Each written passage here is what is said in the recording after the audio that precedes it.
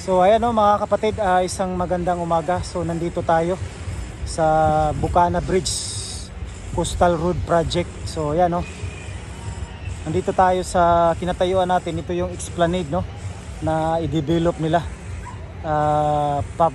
at saka papagandahin So at the same time magiging dike na rin ito, dike para protection dyan sa may Davao River Bridge.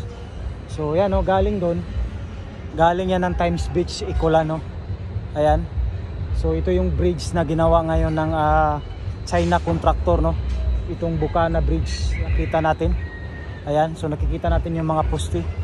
Napakalaki So 1 2 3 4 5. So nasa 5 kaposte anim pala, sorry.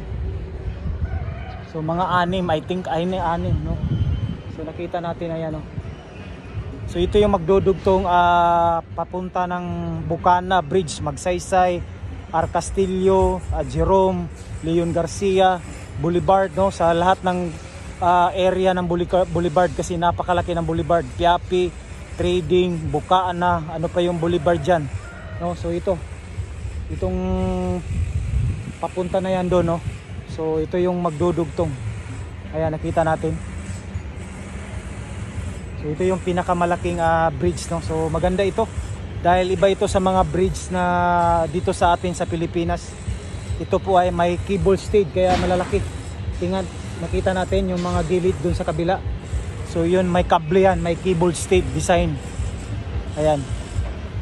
So shout out sa lahat Don't forget to subscribe to my FB page, Ruel P. Diyan sa ating YouTube channel, Ruel P din, Ayan, Don't forget to subscribe sa ating mga bago. Ayan, magandang umaga sa inyong lahat, Update tayo dito.